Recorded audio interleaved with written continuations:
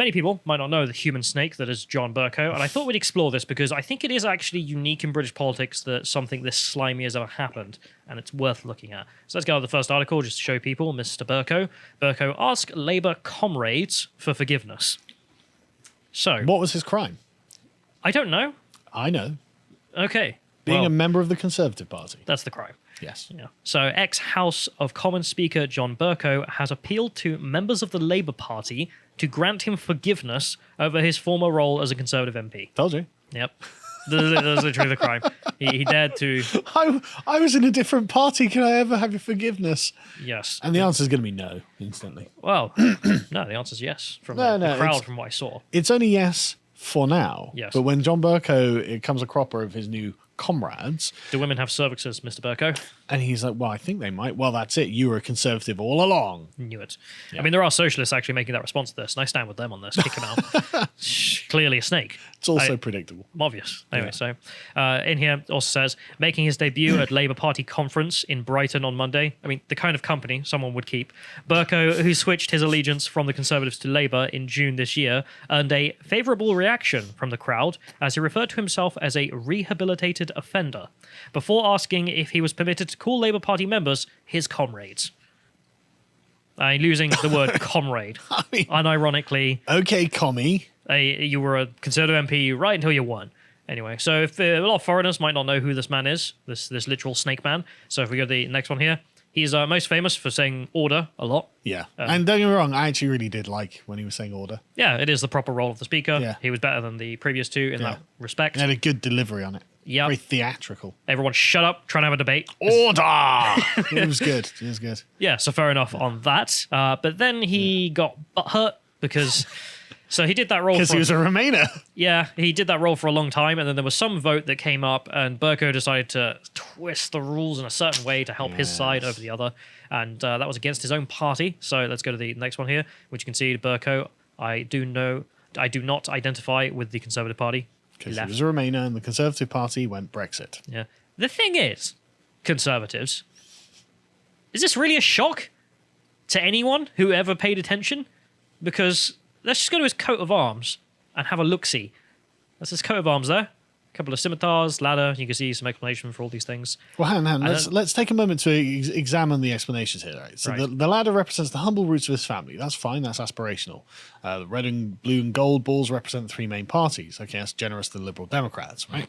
The balls represent his interest in tennis. There are four to represent England, Scotland, Wales, and Northern Ireland, and his chairman, blah, blah. Right, the scimitars are the Essex coat of arms where he went to university. That's fine. The motto is all are equal. Is that conservative? Is that liberal? Is that liberal? Yeah, that seems to be communist, right? But it's punctuated by pink triangles which stand for his championing of gay and lesbian rights. Right. And then you've got the rainbow, which represents the flag of equality. He looks like he has a communist coat of arms. Yeah. I mean, the rainbow, the Conservative pride flag, because remember that's had an update now. Well, this was done in 2011, wasn't it? Yeah, and the pink triangles, maybe, because, he's a man from a different era. Things have so that's the changed reason. a lot. So fair enough on them, maybe. But the all are equal. Okay, commie. Like literally a communist phrase. Yeah. Communist value. So I'm equal to the guy who murdered Sarah Everard, am I? Rightio. Because I don't think I am. I think I might actually be slightly above him. Think we are not the same. But, that meme. Anyway, so let's move on. So we go to the next one. The real reason for the flip, and I think everyone who has paid any attention to this knows, John Bercow, ex-speaker, sorry to not receive a peerage. So he wanted a seat in the House of Lords, which is tradition in this country when you want to get rid of someone. Yeah. Kick them off to the House of Lords and they go and live in there for 1,000,000 years and then die. Yeah. And he didn't get that because it's a very cushy job. You don't have to turn up to vote. Most of them don't. You get your expenses They paid. get paid to come and vote. Yeah. There's a lot of people who don't take that role seriously. It's not like £400 a day. If they go to the House of Lords and vote, then they get paid £400. Otherwise, they just get a normal salary. But it's unbelievable. To be fair to the House of Lords, there are people who do take it seriously, and there are positive arguments for it. But I'm not saying not what today's debate is about. No. But just to be clear, he didn't get this because he had tried to use his position to stop Brexit, didn't he? That's why he was blocked. Yeah. Because Boris Johnson became Prime Minister and was like, why would I help that guy? Which, fair enough. Actually, good Boris on this, which is this guy can go F himself. So he went to Labour Party conference and hang out with those people because he's a lunatic. So let's go to the next one. Labour Party circus. And I love this. The BBC, right here. Labour conference. Comrade Bercow makes a debut. In his clown makeup. I know. I mean, with the BBC being a leftist outlet, the thing I find funny there, it's almost like the Daily Worker has written about Comrade Bercow has stood with us. Yeah. Socialist Worker has written this for the BBC. God, it is the government outlet. So, quote, I would like colleagues, or if I can be permitted to say comrades, that I have always been a slow learner and a late developer. So don't hold my rather long-winded journey against me, he added. Mr. Bercow then added, I was completely wrong, and it is utterly shameful, and I should never have made those reckless and stupid and nasty bigoted decisions. God knows what the hell he's talking about, because I listened to his whole speech and wasn't clear either. So presumably being a member of the Conservatives. Just being a member of the Conservatives, that makes you a bigot. Keep that in mind, Conservatives, this is how they think of you. So when they call you scum, don't be surprised. This is normal for them. Anyway. So, and in a speech littered with references to his comrades, welcomed with a warm reception, he seemed to have achieved his repentance. Oh, I've seen the light and now I'm a communist. Domine. Yeah, welcome me into the fold as a saved soul. Oh, it's going to be singing the Internationale later this evening. I don't know, putting on the little beret, maybe put a little pin on himself. But anyway, let's move on from this. So just Bercow. Get straight to the transition, Bercow. let's just do it. I just, full surgery, Oh god, gold-plated dilator. I love that. In the middle of, he's just singing, "We'll keep the red flag flying here."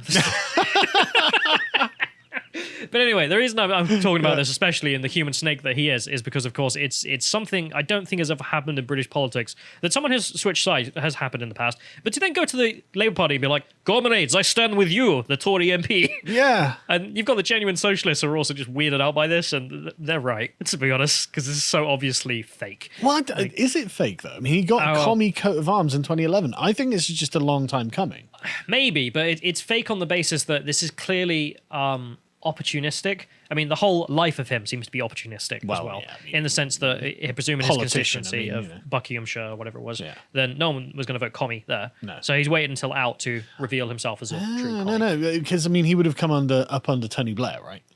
I don't remember off the top of my head. Well, he must have done, just given But I his think age. because Britain, it's a constituency, the constituency is deeply conservative. Yeah, but it would have been in the Blair era, right? And in the Blair era, politics was different. There was quite a wide centre ground. That doesn't matter in British politics. It's the constituency that matters. No, I know. And if they're going to vote conservative, it doesn't Yeah, matter. I know. But what I'm saying is, he's like the left wing of the Conservative Party, right?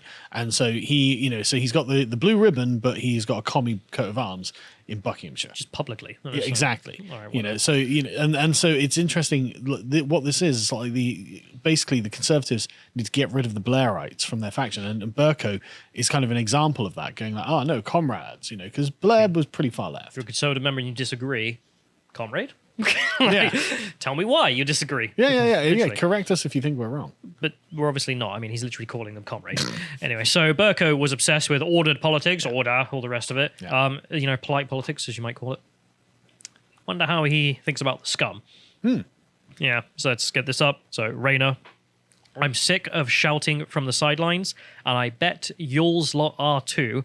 We cannot get any worse than a bunch of scum, homophobic, racist, misogynistic, absolute pile of Banana Republic, Etonian, piece of scum, and I've held back a little. That I have ever seen in my life. So Angela Rayner is the Labour deputy? Yes. Leader, and she is a communist lunatic, and this is what she thinks of the Conservatives. She literally gave a speech asking the shared values of collectivism, so it's perfectly accurate. So why? Yeah, exactly. So she's a communist, and I don't see why she wouldn't put the Tories against the wall if given the opportunity. I mean, they are homophobic, racist, misogynistic scum. Blah, blah, blah, blah. So they need to be shot. Yeah, in so Rayner's view, we're the next- irredeemable. I think is a safe way. I don't know if you call this Scumgate or whatever. This Yeah, is blurb in Scumgate. That'll do. British politics. So we go to the next one. We have her standing by, Rayner stands by labelling of Tories as scum. Yeah, so I mean, and the thing is, in previous eras, at least the opposition was meant to be the loyal opposition, right? As in, okay, well, we didn't win this time, but we might win next time. We're all in it together. We're all proud, patriotic Brits, and we're all trying to do the best for the country as we see fit. Well, not now. It's they're evil and need to be shot. I've never seen politics any other way, so I can't speak for that. Oh, yeah, but I have, and it was never this bad. But I always find it strange that the Conservatives are always like, no, we must be polite to them. These people literally want to kill you. Yeah, because that was... yeah, exactly. Because in previous eras, even Tony Blair wasn't this hard, like, gung-ho. Well, it's because of his power, in my opinion. Well, probably. But, like, Tony Blair was like the moderate face of radical politics. And he's the one who opened the door to all of this. So the quote's out of here. But speaking on Sunday, Rayner defended her comments as being made in the street language of her northern working class roots. Yeah, but why are the Northerners voting Tory now? And also, I don't think it's appropriate to say that northern working class people just call each other scum all day. I mean, it's a very specific thing here. But anyway, so Rayner said that she would say sorry only if Boris Johnson apologised for past comments he made, quote, that are homophobic, that are racist, that are misogynistic. A reference to the letterbox comments describing gay men as tank top bum boys as well. Yes. New. Moving on. Starmer told BBC... I mean, she sounds like she's condemning queer culture, but you apologise for that. Well, look at them. They embrace that. Call each other it, Yeah, exactly. They embrace this. Yeah. I mean, honestly, you're acting like Boris has never taken up the... honestly, of course he has. He went to Eton. You called him an Etonian, you know. Yeah. Anyway, Starmer told the BBC Andrew Marr show that, quote, Angela and I take different approaches, and that's not the language I would use. Didn't disavow it, though. Rayner was defended by John MacDonald, the Marxist, a former shadow chancellor. The man who said it's my job to overthrow capitalism on the BBC. Whilst trying to become the man in charge of the British economy, who suggested that she should not have used the language she did, but that, quote, deep down, she's expressing the anger many of us feel. We've all been there, late at night, getting very angry about what's going on. What I like about Angela Rayner is that she's human, he said. Unlike the rest of the Labour Party, who are just programmed NPCs, just a bunch of clapping robots. Act like it. So we'll move on. David Lammy also stood by this because, yes. So David Lammy defends her on this. I, too, have been known for fruity remarks over the years. That's an understatement. Is that about the tank tops? Yeah. I'm not too keen to take lectures from senior Tories who have a leader who described people like me as pickaninnies with watermelon smiles, who describes gay men as tank-topped bum boys or Muslim women as bank robbers, he said. These are all, in the context, of course, jokes, but this one not. Boris's flamboyant language, but take them as a personal insult. So we'll go back to Comrade Bercow. What was his opinion on this? Didn't do nothing. Yeah, he stands in solidarity with lunatics like John MacDonald and David Lammy. But also Angela herself. Yeah, of course. But this is the company that Bercow is now keeping. I agree with David Lammy and John MacDonald that Angela Rayner did nothing wrong. I was like, okay, so you're also a vacuum of a human being. Yeah. Okay, commie. Yeah. What do you want? So you can see the title there. John Bercow defends Angela Rayner, scum comments, and says she is a damn good person. Oh, yeah, she sounds great. He did. Quotes in here, I feel liberated as a member of the Labour Party. So have you been in the closet the whole time then? Is that what you're saying? But even then, I feel liberated by putting on a straitjacket of political orthodoxy and political correctness. Yeah. So now I can't say a bunch of stuff that otherwise I could have said, and that's liberating. Do women have a cervix? Oh, God, I'm sorry, literally anytime anyone at home or anyone in the media interacts with anyone from the Labour Party, that should be the first question. Every single time. Yeah. Because it's completely stumped them. There's no way. Do women have a cervix? Anyway, so he says, but I do... I can't believe you'd ask. But I do want to stand for... But do I want to stand for Parliament again? No, I don't, he said. I know Angela... He wouldn't win. No. I know what you can do, stand in Buckinghamshire as a commie. Yeah. I know Angela well, and she is a passionate person and believes in her values. She feels very, very angry about what is being done to this country by the Conservative government. What? Brexit? I mean, tax rises, I agree. Does she disagree with the tax rises? Lockdowns? Does she disagree totally with the agree. Lockdowns? Does she disagree? Yeah. She doesn't disagree with anything bad the Conservatives have done. No. She disagrees with the good stuff, like Kemi, but whatever. Yeah.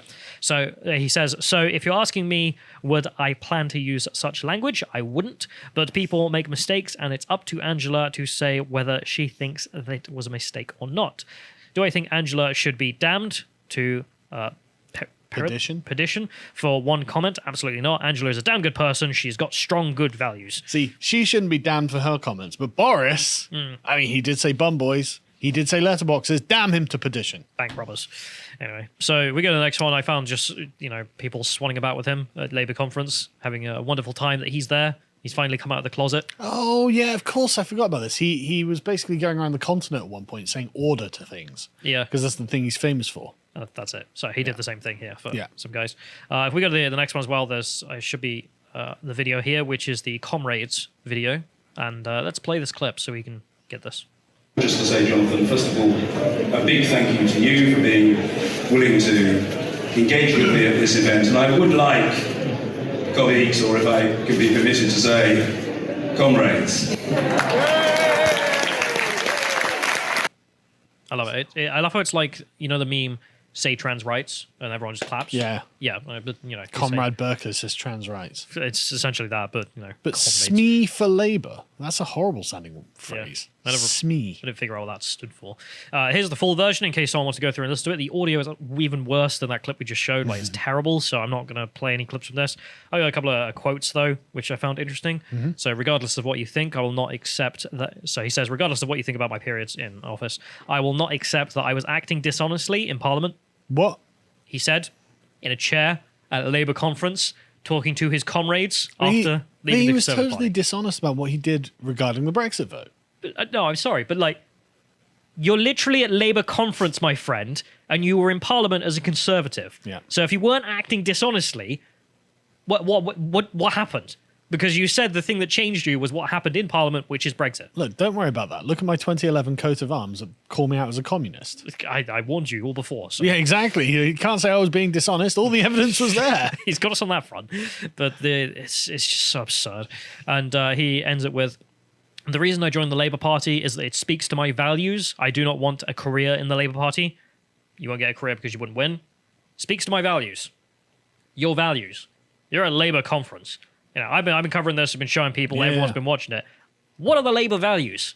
Well, from the footage, it's being anti-white and anti-Semitic. Let's go to the next one here. Core Labour value. I'm not joking. I mean, seriously.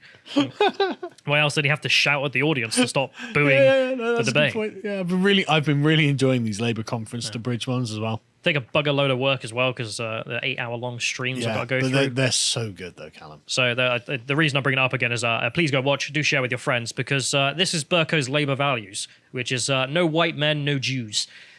Okay, comrade, enjoy your time there. If you enjoyed that segment from the podcast, The Lotus Eaters, you can catch the full podcast at 1 p.m. every weekday UK time at lotuseaters.com. You can also sign up at lotuseaters.com to get access to all the premium content we have on the site. Yeah, that's how we keep this whole operation running. And recently we've put up loads of great stuff, such as this interview with legendary comedian Steve Hughes, one of my personal favourite comedians, so it was a real honour to be able to meet him. But one thing that I didn't expect, that he would be such a deep thinker, and this podcast is genuinely like a meeting of minds in a way. He was right on my wavelength on a bunch of things and helped me actually connect a bunch of dots, but I'm not going to carry on and spoil it. We also, of course, have lots of interesting articles that have been written, such as this one by Josh about the dumbest country on earth. And for premium, for silver tier subscribers, we also include a link, so it's we have an audio reading of it from a chap called Jonathan, who has a very smooth voice that you will enjoy. And this is great because often I don't have time to read all of the articles we put up, because we've put up a lot of regular content, and so this saves me the hassle of having to read it myself. So I really actually am very appreciative of this feature on a personal level. But we also do the Contemplations and Epochs, which are just interesting podcasts about interesting things. These are regular weekly podcasts. So this one is one of our writers, Josh, he's got a master's degree in psychology, talking about theories of intelligence and how they matter. And of course, we've got the Epochs, where myself and Bo, or in this case it was Josh and Bo, talking about the life of Sir Francis Drake. So that's 2 solid hours talking about England's most notorious adventurer. But we've also got lots and lots of other ones. This is number 21, so there's a good back catalogue there. And finally, we have our book clubs, and this is the part that I'm most proud of. Recently, we've done Shooting an Elephant by George Orwell, and Reflections on a Ravaged Century by Robert Conquest. Yeah, Robert Conquest is fantastic. Just if you want Western chauvinist historian, he's your man. Anti-socialism. Yes, in all forms, it's fantastic. And like I said, that's what keeps the podcast running. So if you want to become a member, thank you very much, and we think there's some great stuff you'll enjoy.